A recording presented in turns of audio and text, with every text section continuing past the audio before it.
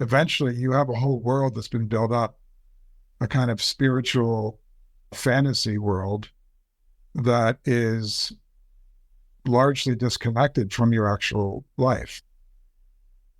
So to me, I was interested in what is the actual life, first of all. Let's start there and then see what meditation applies or doesn't apply. This notion of improvement, right? So there's the thing I think I am. I emphasize the think.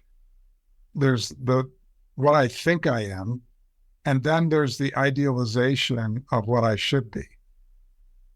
And if you consider how we form our notion of self, go into childhood. Okay, in childhood, there's just kind of a blurry world of sensation. And then I hear the voice of the mother or the father or the brother or the neighbor or whatever saying, don't do that. You shouldn't. Bad, right?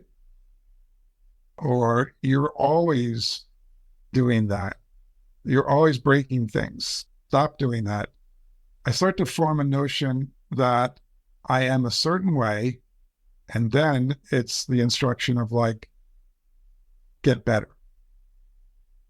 And so those two constructions of what I am and getting better is the formula for a lot of our spiritual activity, meditation or otherwise. I mean, meditation has changed over the years from, let's say, more guru and teacher oriented to more, yoga pod oriented.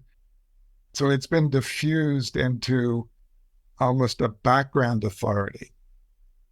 It's more about shaping your state of mind so that it's more relaxed, it's more productive, it's more focused.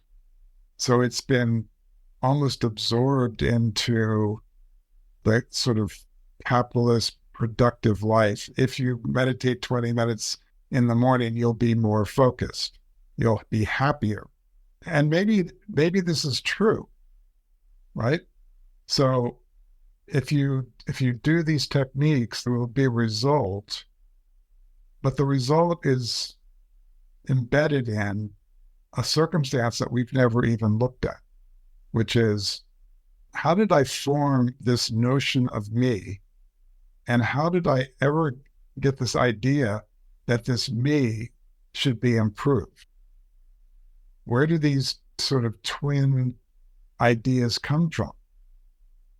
So the notion of this book was to examine both of those qualities, really. Where did this notion of self come from? What's underneath it? Is it the case? Is there a self that is there, a psychological self?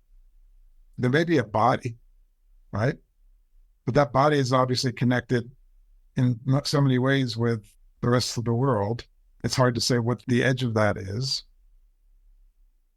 And then there's this notion of, if I meditate, then I will get these results, whether that's focus, whether that's relaxation, less stress, happier.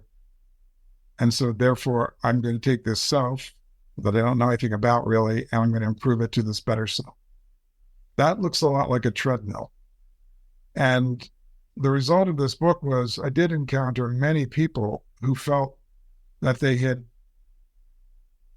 traded in the treadmill of their life for the treadmill of their spirituality.